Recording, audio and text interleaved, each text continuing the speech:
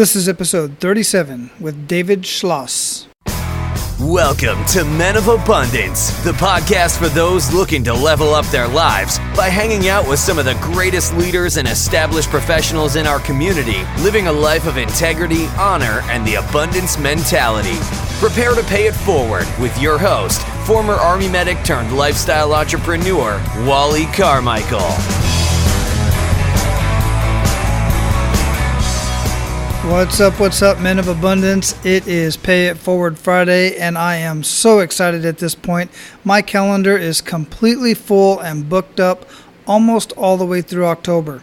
That's a big deal. May not seem like much to some, but I'm telling you right now, I am so excited to have some amazing guests lined up through the next 2 months. And what's really cool is we are gaining a lot of traction on iTunes and on my website at menofabundance.com. It appears that traffic is greatly increasing on iTunes and on the website because guests and listeners are sharing the episodes on their social media sites. I'm seeing the graphics everywhere. I mentioned this once before, but I got to say it again. Daniel over at Podcast Websites has greatly improved my show artwork, and that's what's being shared all over social media. That in turn is driving more people to listen to our show on iTunes and on the website. So once again, I want to thank all of you who are sharing on your social media sites. And I know who you are, and you know I know because I pay it forward and I share your stuff on my site. That's just the abundant mentality. And Men of Abundance, if you're truly enjoying this experience and what you're getting out of this, I want to invite you to go over to iTunes and leave a rating and review. Right now we have 23 reviews.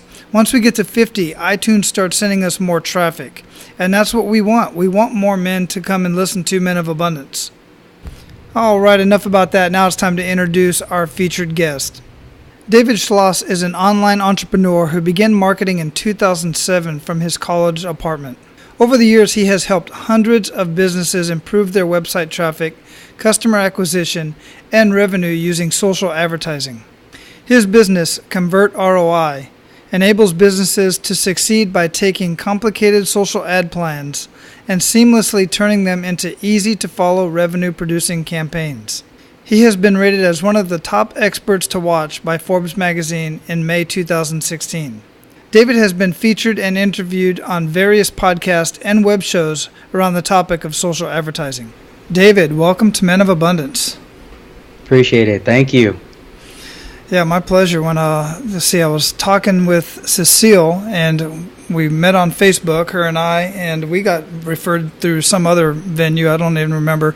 I get in contact and connected with so many people these days. I can't hardly keep track of everybody. But she mentioned you, and she said that I should take a look at you and see what's going on. She knew what I was doing, and she thought you'd be a perfect fit, and I agree. I appreciate that. Always good to hear from someone who speaks highly of you and sees that in others as well. Exactly. Isn't that the coolest thing? Absolutely. Yeah. And our connections are definitely very important in how we do business and everything we do in life in general. I agree 100%. So before we get into the show, I like to start the show the same way I start my morning, which is with an attitude of gratitude. Mm-hmm. So what do you have to be grateful for today? My friendships and the relationships that I've garnered over the last year. Been through a lot of tough times, and to have people in your corner support you and always believe in who you are and what you stand for, it really pushes me into doing what I do day to day. And regardless of how stressful it is, I always know that things are going to be all right. Everything's going to be great. Excellent. And we're going to get into some of those tough times because I think those tough times are very important for men to realize that many of us do have tough times. They're not always the same as each other's, but we all have tough times, and the important thing is how we get out of that. But before we even get into that, I gave a very brief bio about you and talked a little bit about what you're doing and where you're headed, but I would like to hear it from you. I'd like to hear your story, kind of what you've been up to, and a little bit about what you're headed, because we're going to get more into that in the show, but let's get a little bit personal. Sure, not a problem. So, my name is David Schloss, for those of you who don't know me. I've been marketing online since 2007. Basically, started marketing online because I was looking for an outlet that would help me pay for college. I was 18 years old. I was looking for something that would allow me to not have to worry about paying my rent, my tuition, and all those good things. And the first search I did on Google to sort of put my interest into the world of marketing was, how do I make money online?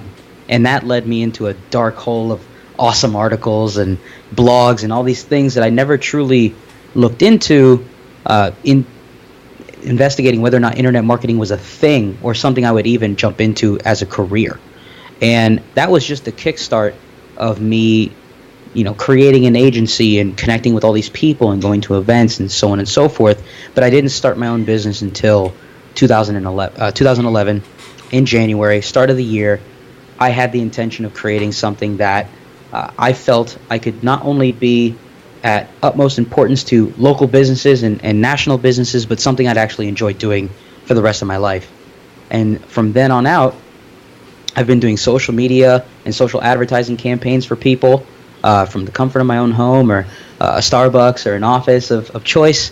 And, regardless of the tough times, I've continued to be persistent and create amazing campaigns for clients all across the U.S. and around the world, especially on Facebook, and really just take things to the next level.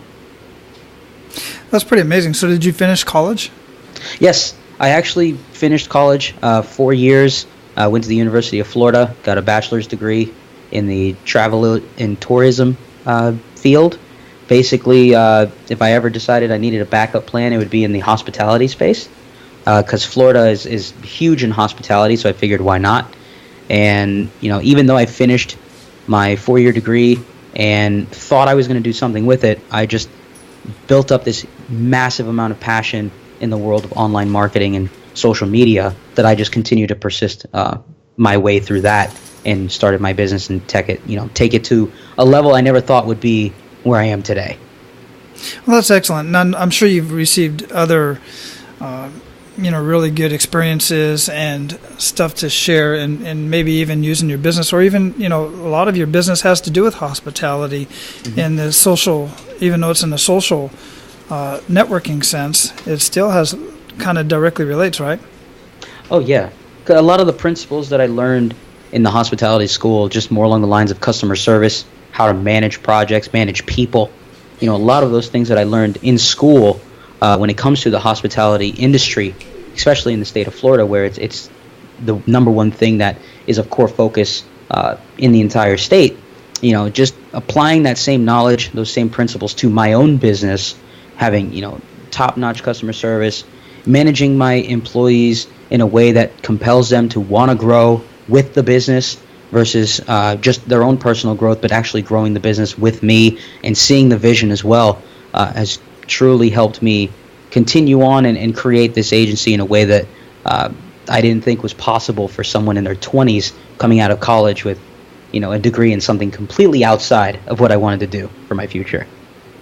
Yeah, that's pretty cool. I mean, I think it's pretty amazing that you go through college, and I don't know what was your motivation to get into the degree plan that you were working on? Well, I actually had a very early failure in my beginning of university. It was basically first semester I flunked out.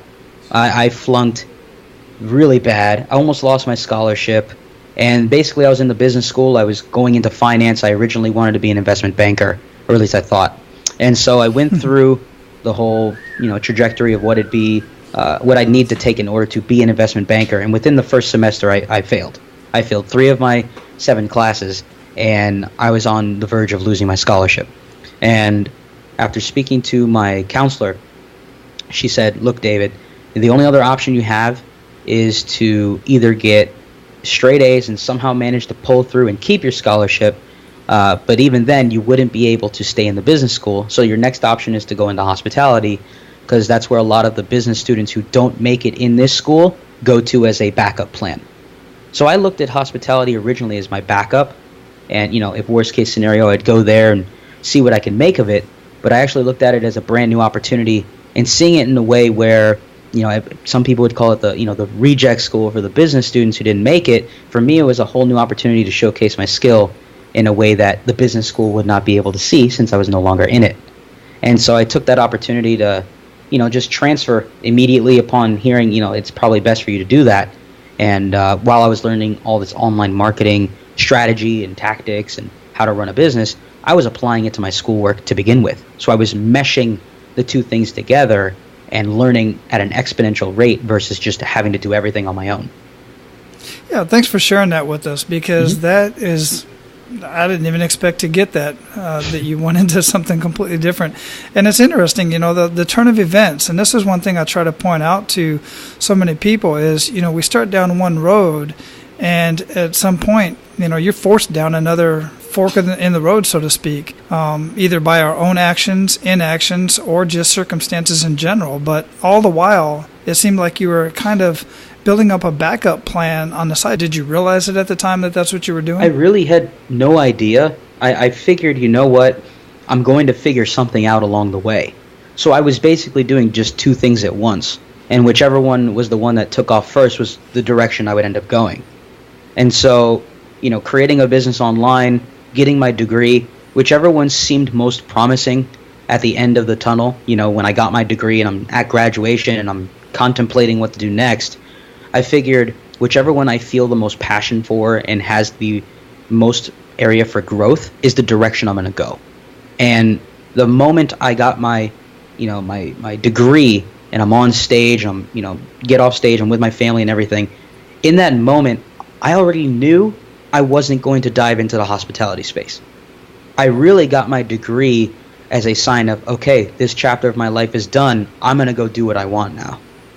And so the minute I was done with school, it was online marketing and everything that I had been studying on my own from then on out.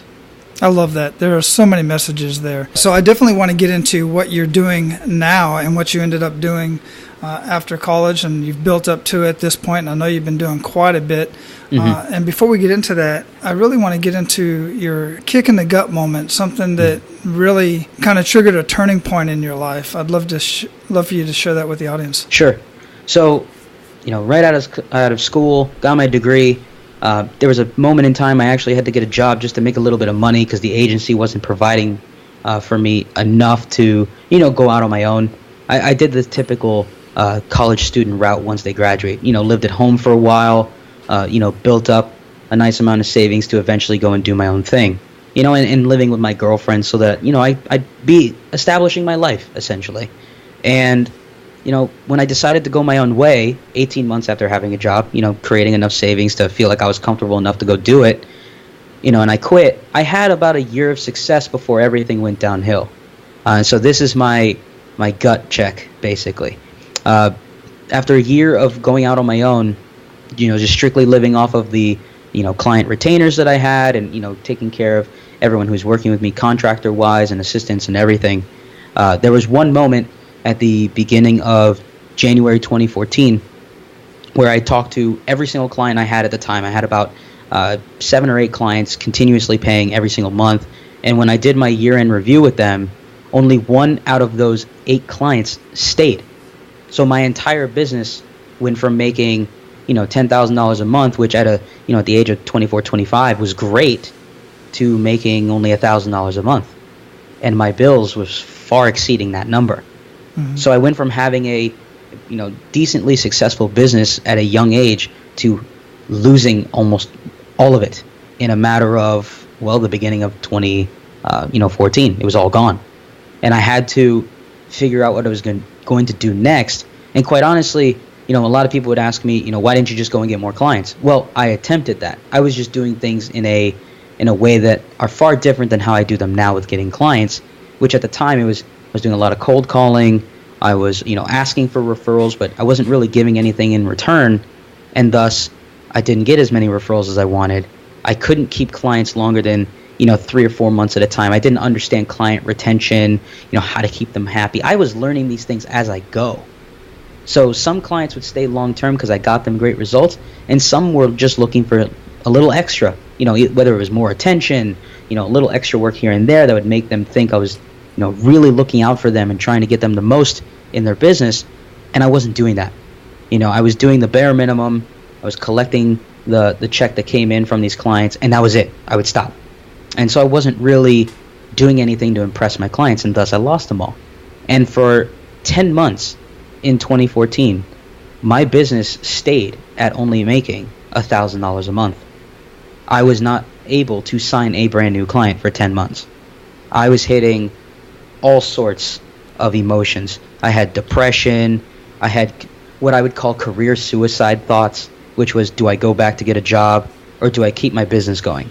And I contemplated that a lot because I thought that every move I made in my business, I was doing incorrectly. I can't sign a client. No one wants to work with me. No one believes in me. All these things were going through my head. And quite honestly, it was one of the most depressing times of my life because I almost had my relationship end. My family absolutely hated talking to me. I lost a ton of friends because I was never social. I was always stressed out about, I can't get my business back in order. Why is this happening to me? And so for 10 months, blew through my savings, business went nowhere, and almost decided to get back to the 9 to 5. And it was basically Halloween of 2014 when I had $0 in my bank account and I had 2 weeks to pay my car and rent was due and I couldn't pay any of it. And that was that moment that I really had to figure out, what am I going to do? That was the gut check, was like, okay, you have no choice now. You got to make a decision. There's no more waiting. And so that was that very moment that things sort of hit the ground and I had nowhere to go. I was rock bottom. So what was that turning point? I mean, because, at this point I can feel your anxiety. I can definitely feel your desperation at this point. And I've often heard, and I've had this conversation with many mentors and coaches and whatnot that say, you never want to operate out of a state of desperation. Because your clients see that. It comes out in your writing. It definitely comes out in your voice. So how did you overcome that? Obviously, we're coming to that enough is enough moment where something's got to change. How did you transition? This is all relevant. I used to have a belief that being vulnerable meant you were weak. But I used my vulnerability in my situation and went to my friends and colleagues that I absolutely trusted with all my heart. And I contacted roughly 300 people that I knew personally, had either done business with or met at events or something like that. And the thing that really shifted this and turned it all around was me being vulnerable with them and asking them, if there was one piece of advice you can give to me to get out of this rut, what would you give to me? What should I do? I had 300 plus conversations with people asking, what would you do if you were me in this situation? But I not only garnered advice from this, I was also able to, talk to people in a deeper conversation where I may not have ever had that with them previously. They got to learn more about me and what I was going through, and the fact that I was being honest and truthful with them and letting them know, like, hey, I'm struggling right now. I'm really reaching out to you because I'm looking for that one ray of light that could turn things around, and maybe you're the person who can give me that one piece of advice that flips everything on its head and gets me back on my feet. And what I realized in having a lot of these conversations was, I'd end up asking people, what can I do to serve you? What is it that I could do that would help you, grow your business today? Is there anything that I could do for you? And this was at a time where I was becoming far more confident with my skills as a Facebook advertiser. I mean, I've been doing Facebook ads at that moment, almost 4 years, and I was wondering why I wasn't signing more clients to do Facebook ads. I was very good at it and still am to this day, but I didn't truly believe in my skill at the time. But during one of these conversations, I remember asking one of my good friends, hey, can I do an account audit for you? For free. I'm not going to charge you. Can I just audit your account? And I'll tell you what you could do to turn around your account. Whether it's the campaign side or ad sets or ad imagery, something. I will audit the whole account for free, and I'll come back to you with a report. And if anything turns out great for you after you make these changes, just let me know. And so I was developing a portfolio of account audits. And that was the beginning of the whole business turnaround. Because I didn't know it would lead to, 20 account audits in a 2-week span. Just from asking people, can I do an audit for you? And those audits ended up being the case studies I needed to go to people who didn't know me and say, look, I could do this for you. Not only can I audit your account, I can actually manage your account for you and do everything I just mentioned here for whatever amount I was charging at the time. And that was the beginning of the whole turnaround in my business. Within about a month and a half, I went from having only one client to having 7. I reached out to all these people. I asked for help. And next thing you know, I'm offering a service, which at the one time was not charging anything at all, to now charging $1,500 a month to manage 7 people's accounts, $1,500 per client. And next thing you know, I have 7 clients within a 6-week span. And it all just started with me being vulnerable with the people that I adore and trust with my life.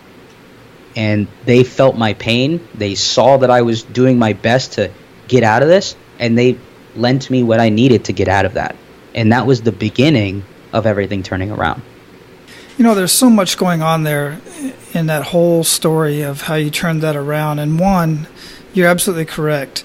Being vulnerable is being a man. I mean, showing people that, where you're at in life, and that builds trust. And then they had trust in you. And then one thing that I always say is confidence is not a requirement, it's a result. So you gained confidence in evaluating and reviewing all of those sites that you mentioned for free, and then they in turn gain confidence from you, which then you gain confidence from the marketplace. Yep. And there's so much more going on there. It's just amazing. What's the biggest thing you'd like to share that you learned from all of that experience? Well, what I learned is that, don't be scared to ask for help. A lot of people find that asking for help is, it's a sign of things going south. It's weakness. It means that you're unable to do whatever you set yourself to do. There's a variety of different connotations that go with it.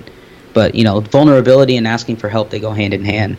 And I feel that a lot of people in the business realm, they don't ask for help. They feel that by asking, it's just going to devalue what they do.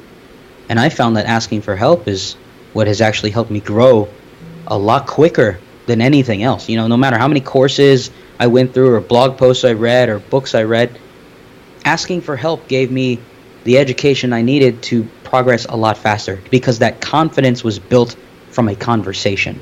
Whether it was 10 minutes, 15 minutes, 30 minutes long, as soon as I finished those conversations with people, I felt like a completely different person. Yeah, it's definitely very empowering. 100%. Because you never know what someone's going to say to you that can give you the motivation you needed in that very moment to get things back on track. Whether it's, with your business, your relationships, your family, anything. Whatever it is that's bothering you at that moment could be completely turned around just from one conversation. Right. So what do you say to the guy out there who feels the need to be vulnerable, whether it's for his personal life or for his business, but is afraid of the haters that are out there? Because we certainly have them. Oh, yeah, of course.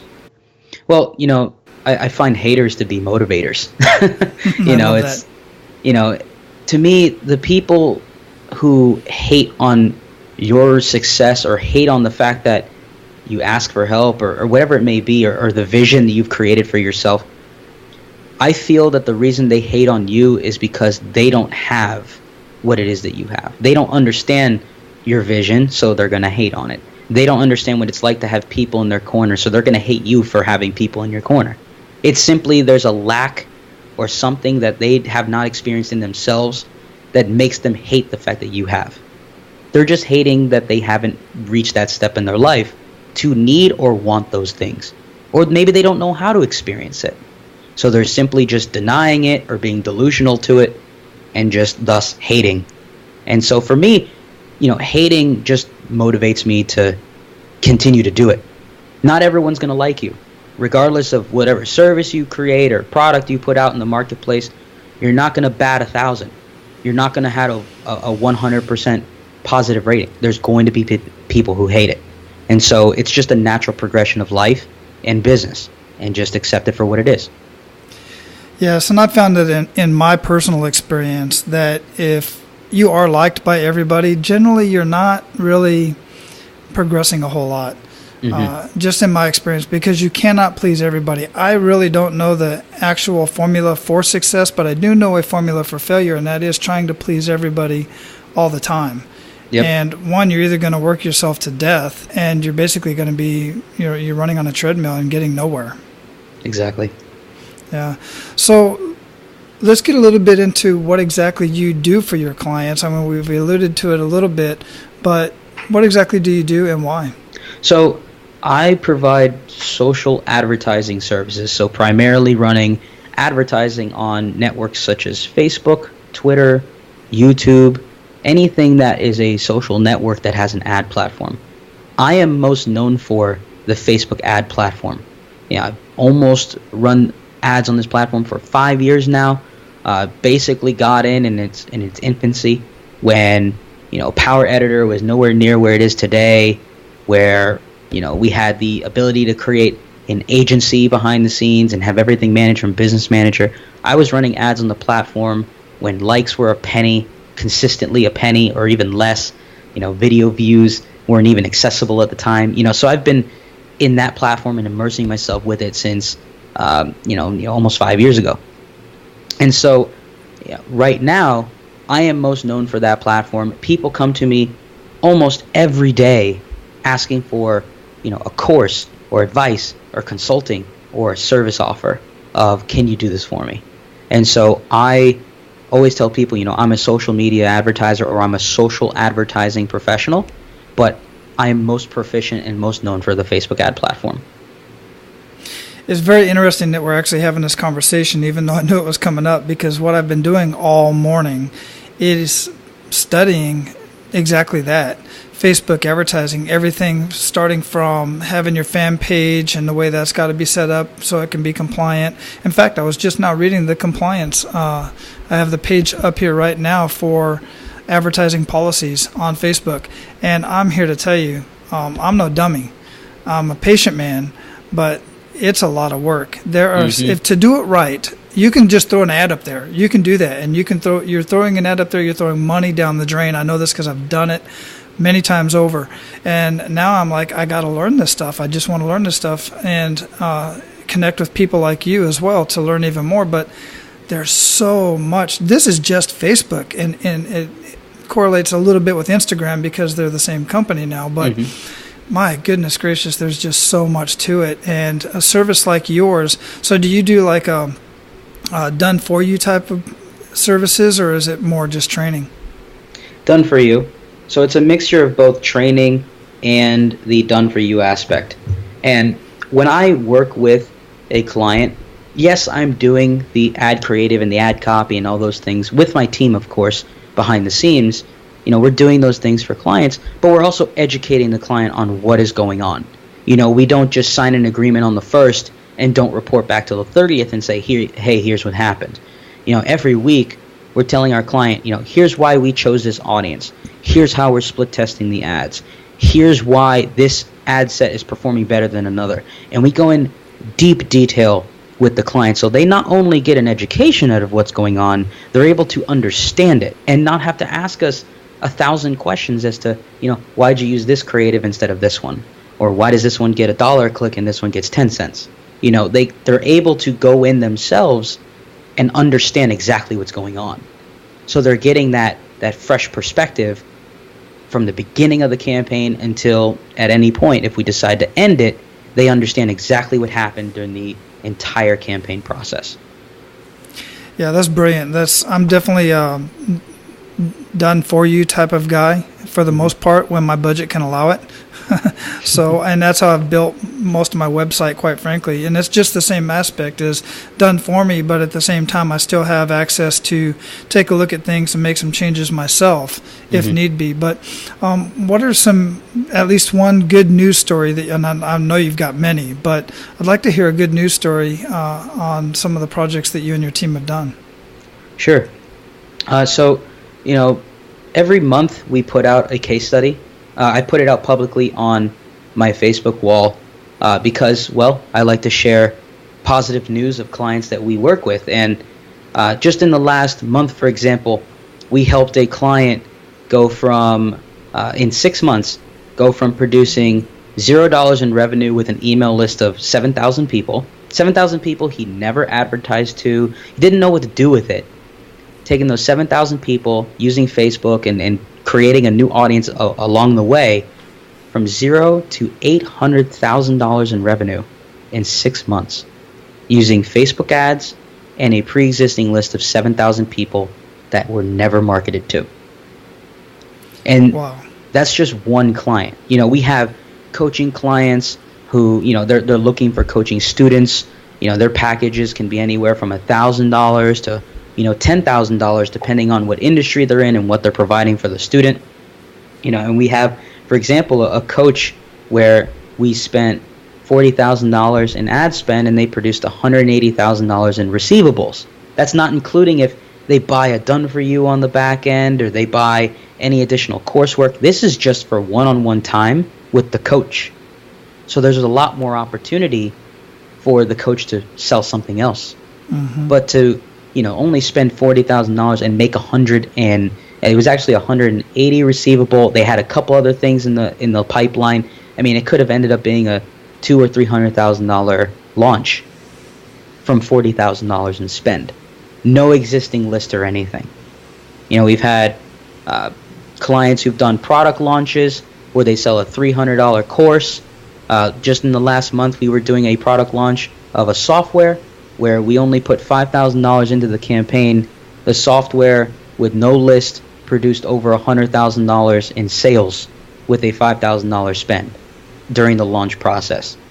I mean, we've been figuring out every little possible way that a person with a digital product or a coaching program or a webinar for that matter can utilize a minimum amount of budget and produce a very large result in a short period of time, which most people would consider to be, it could be spammy or scammy. It's not possible.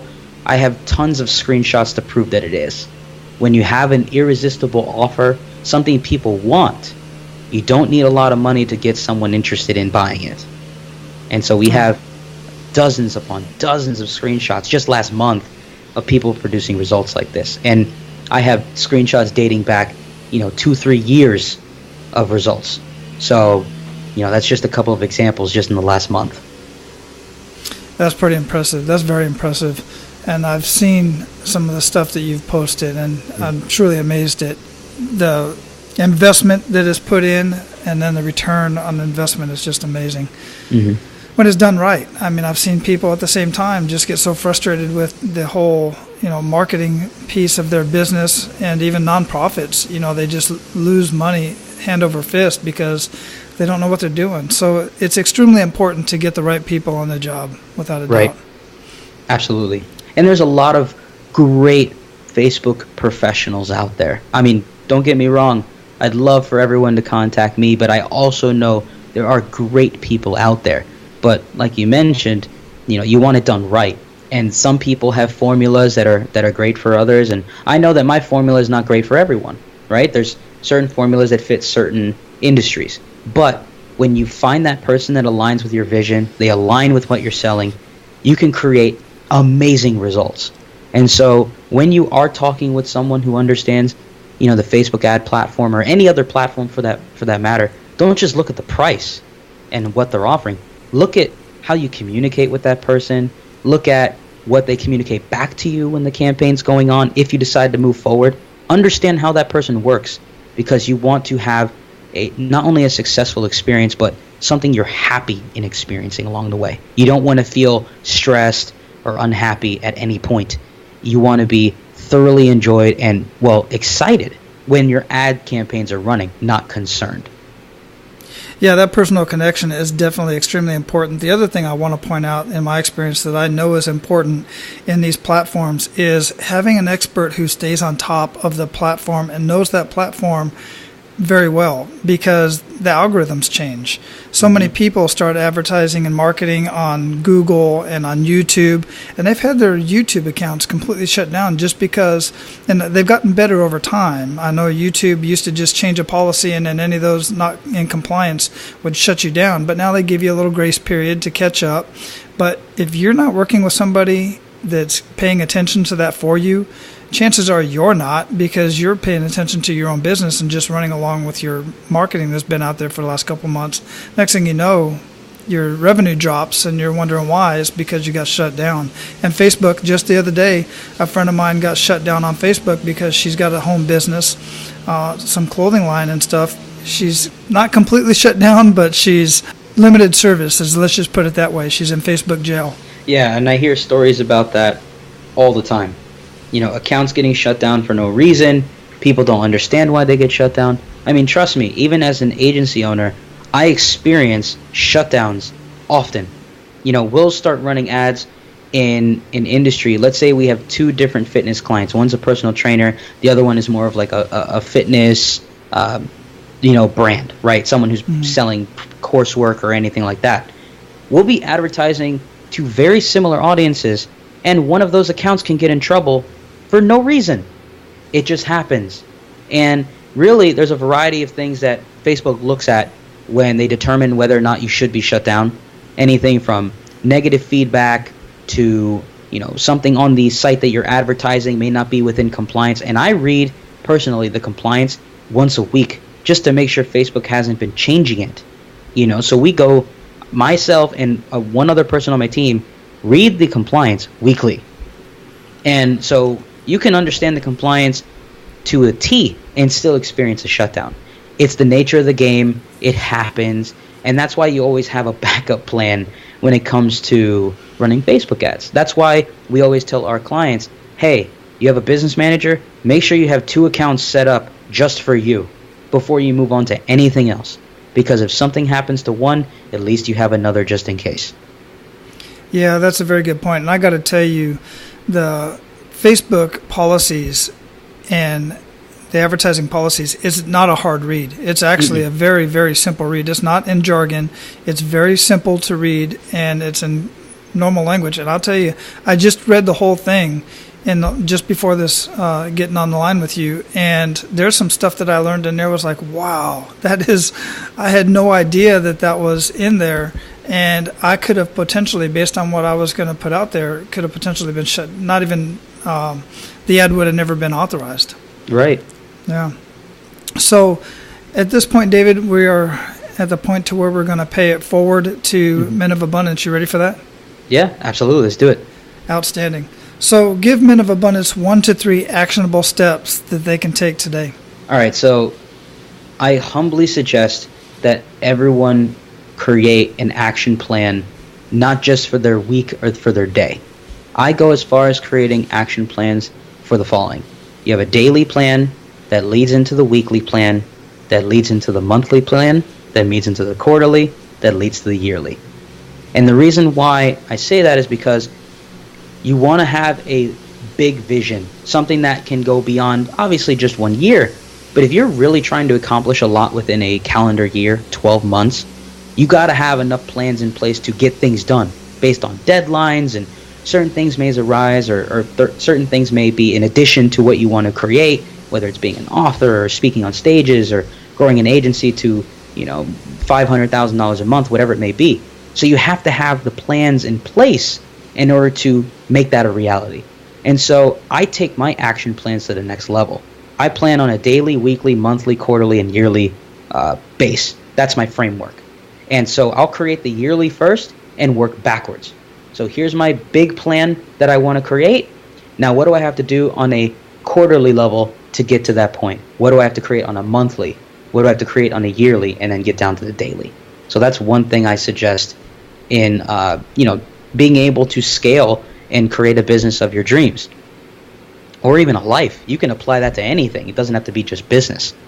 And then the next thing I would suggest is creating a vision that you almost feel is impossible to create, but you'd die to go after. Something that you can get passionately behind, be motivated and inspired to go after, because you know it's for the greater good of not just yourself, but the people around you. I want to speak on stages and show to people that you can overcome adversity, you can create a business of your dreams, you can do all this from the comfort of your home on spare time. You don't need $10,000 to do this. You don't need a variety of things. You could start with $100 and a dream. And so I've wanted to, speak on stages and be an author and build this massive agency, and it's all unfolding day by day by day. All because I had this vision back in 2007 of creating everything that I'm seeing unfold in front of me today. It's finally happening. And so on top of that action plan, having that vision, the bigger picture, you might be in your 20s or 30s or 40s now, but what are you going to be doing in your 50s and 60s and beyond? And having that with you and just being aware of it keeps you going through the good and the bad. So that's the next thing I would say. And if there was one other thing I would throw in there, it would be to be persistent, right? Yes, you have the plan. Yes, you have the vision. But a lot of people fall off the bandwagon of themselves along the way. They might get depressed about something. Maybe a project doesn't go as well. Or maybe they experience what I did, which is they lose all their clients. Well, instead of just allowing that to take over your world and really just shut things down and take you off the path that you've set for yourself, continue to be persistent with what it is that you set yourself to be. Whether it's like me trying to speak on stage and being a well-known author and creating this agency that helps people around the world, yes, I could deviate away from that for a month. Something may come up personally or whatever it may be, but I'm not going to stop going after my vision. So it's the persistence of what you planned, what you want to create, and whatever it is you want to bring to this world as your legacy, never forget that it's there. So persist until you win. Keep going. Don't stop. Excellent advice. I truly appreciate that. Some very powerful stuff that you shared there with Men of Abundance. What habits make up the biggest impact in your life? So every morning, for 30 minutes, I meditate. I get very, very clear with what my intention is for the day. What do I want to accomplish? Who do I want to speak to? And what is it that I'll gain at the end of the day that'll move me closer to my vision? And so that 30 minutes of meditation, it's my, it's one of the things that I learned from, I'm a part of a self-mastery, self-discovery group locally where I live in Fort Lauderdale, Florida. And we get together every month and, we learn different meditation techniques and we work with each other on, being able to take ourselves to the next level of what greater version we can be to this world. And one of the forms of meditation I learned along the way through this group is what I apply every single day for 30 minutes. And sometimes I'll do it twice a day. But I start every morning meditating for 30 minutes, getting clear on what I want to achieve for the day, who I want to talk to, and what that end result will be. And that one thing can set the tone for the whole day. I notice when I don't meditate, my day is all over the place. I'll skip over things and sometimes calls will go way longer than they should, and it throws off the time scale of what I wanted to accomplish. And so that really does help impact my entire day. Another daily habit, at least something that has become more of a daily ritual again, is I exercise at least 30 to 45 minutes a day. It doesn't have to be every day, but I set the intention of doing some form of physical activity just to get my mind away from the hustle and bustle of business. Just go outside for a walk with my dog. Maybe I'll get on the elliptical for a bit just to unwind and get away. And those two things alone really help me do what I do. I don't need a lot of different rituals to, be successful with whatever it is I'm trying to go after. It's, if I meditate and just do a little bit of activity, I have so much energy and I'm motivated throughout the whole day to do what I want. And that's, work with my clients, develop product, consult with people, build new relationships, so on and so forth. So those two things are really important. Very important indeed. I find that many people completely overlook mind and body health, and it's paramount, absolutely. With everybody that I know that are living abundant lifestyles and successful in their own right, they all basically say the same thing. So what book would you recommend to our abundant leaders and why? So one of the books that I read, years ago that I still to this day reference is a book called The 50th Law by Robert Greene and Curtis Jackson, also known as 50 Cent. Now, the reason why I really enjoy this book is not because 50 Cent's my favorite musician. He actually is. I enjoy hip hop a lot, so I listened to him a lot. But the thing that got my attention with this book is, I originally read The 48 Laws of Power by Robert Greene, and this book sort of took it into a direction where, you're digging into a mind of a guy who's not just an entrepreneur and a hip-hop artist, but, he found his way to set himself apart with his fearless philosophy, being fearless with what he creates, and he's persistent with everything that he does. And regardless of if something's a failure, he moves on to the next thing and keeps going. 50 Cent has developed several dozen brands throughout his career. And yeah, he's had his bumps in the road, but he's a perfect example of someone who's overcame them and has kept going. He's even filed bankruptcy and come out of that within a short period of time. I mean, this is a man who understands the entrepreneurial mindset, what it's like to go through adversity and still be a winner at the end of the day. And so when this book originally came out, he didn't go through a lot of these things, but he still went through a lot in his life to come up with the principles that he follows in order to be an entrepreneur and a very successful person at anything he puts his mind to. So I always suggest that book to everyone around me. I'm definitely going to look that one up because I have not read that book. I have heard of it, but I have not read that book, and I will have that book listed in the show notes at menofabundance.com/037.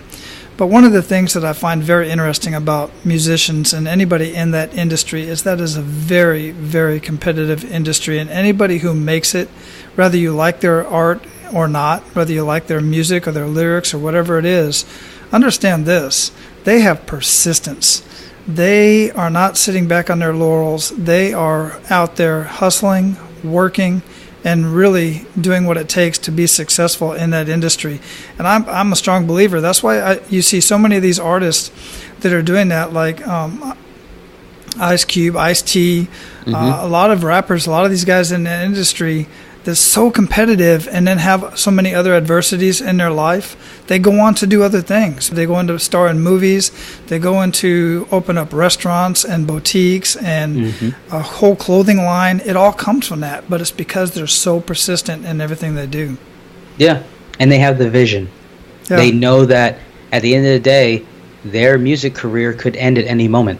A record label could drop them, or people just stop listening to their music as often. Royalties only pay as much as people listen to the music.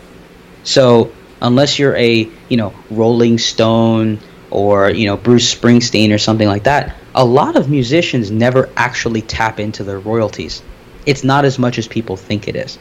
And so they have to develop a entrepreneurial mindset and do other things outside music to actually make a living beyond their music career.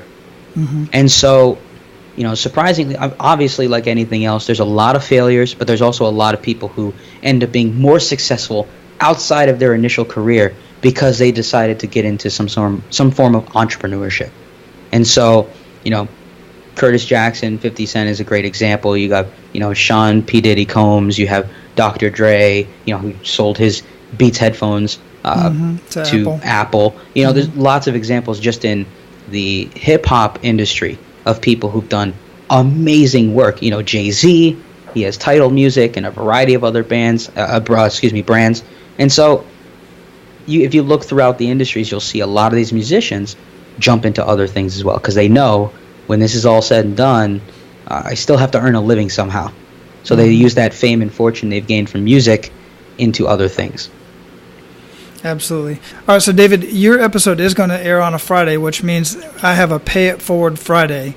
And what I do is I allow my guest that airs on Friday to mention a charity that Men of Abundance will give to on our 12-month anniversary based off of what revenues that we have generated. Do you have a charity or nonprofit organization you'd like to mention?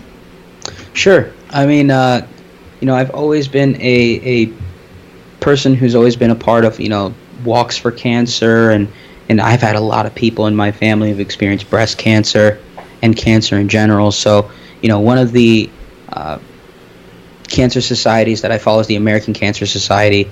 Anytime they have a walk locally or anything to support breast cancer awareness and research, I'm always active in that community of people and raising awareness. And so, I fully back the American Cancer Society, and I'm a part of that fight to remove cancer from society, because it's detrimental to a lot of people. I know a lot of people have experienced it, personally in my family, and I don't want anyone to experience that as that big of a traumatic situation in their life. So American Cancer Society is what I support. Yeah, excellent. And I will have that listed in the show notes as well as on our giving page at menofabundance.com. I truly appreciate you mentioning that. My mother actually had breast cancer. She fought it. Then she ended up being taken by brain cancer. So I am personally touched by that as well. So I have one last question for you, David, and that is, what does living a life of abundance mean to you? Living a life of abundance, to me, means doing exactly what you want at any time you want and enjoying every living moment of it. Being able to wake up and dictate your own schedule, having the ability to work with the people you want to work with, regardless of the earning potential of what it is you're doing, it's how you feel when you're doing it. So for me, a life of abundance is being able to wake up and enjoy who you are, what you do, and the people around you. As an example, I wake up every day and I'm happy to do exactly what I do. I've dictated my life in a direction where there's not one thing I would change. I thoroughly live a life of abundance. So, once again, waking up, doing exactly what you want to do, however you want to do it, being around the people you want to be with, and just enjoying yourself. Absolutely. I absolutely love that answer, David. And congratulations on living your life of abundance. It's a wonderful thing to see when people are truly living their life of abundance. And that's what this show's all about, just showing people that it is possible to live that way and to have, live the way that you want to live. And that doesn't always mean to be an entrepreneur. If you absolutely love your job and you love the people around in your job and you love your lifestyle, then that's what it's all about. Yep, absolutely. Great. So before we close this up, I'd love for you to leave us with a parting piece of guidance. You've definitely left us with some great information already, but leave us with a parting piece of guidance in any way that we can reach you, get in contact with you, and even use any of your services. Sure. So last piece of guidance I would say to you all is don't quit. I know we've touched on this several times, but you'd be surprised how many people quit before things are about to take off. The persistence aspect of things is incredibly important, because you never know what day, time, or occasion will occur that'll finally make things click and allow you to take off in a direction you never thought was possible. And that's exactly what I experienced. If I decided to stop doing exactly what I was doing several years ago when I hit my lowest point in life, I would not be here today on this show. And so don't quit, continue to be persistent, and you will create exactly what it is you plan to create for your life of abundance. So keep going. And if you would like to get in contact with me, you could find me on Facebook, facebook.com/Schlossy. That's SCHLOSSY. It's a nickname, by the way. You could also visit my website at convertroi.com. My phone number's there, my email's there. I'm a very open person. So if you're looking to, work with me in any capacity or just have a conversation with me and see how we can work and grow your business together, I'd be more than happy to have a conversation with you. And if you'd like to schedule a consult, everything is there. Make it very, very easy. But once again, you can find me on Facebook, or you could find me on my website at convertroi.com. Excellent, David. I truly appreciate that. I appreciate you throwing all of that out there and all the ways to get in contact with you. I'm sure several men are going to be getting in contact with you in very short order. I appreciate your time, David. No problem. Thank you. Awesome. Have a great day. You too. All right, Men of Abundance, that's all I have for you today. We did get a little bit technical there, but ultimately, my goal is to get to know the man behind the business, and I believe we accomplished that. So now it's time for you to go out and live your life of abundance, and make sure you pay it forward. That's all for today, Abundance Leaders. For more about our guests and the powerful information we shared with you today, be sure to sign up for our mailing list at menofabundance.com. We appreciate your time and look forward to hanging out with you on our next episode. So until then, be sure to pay it forward and live your life of abundance.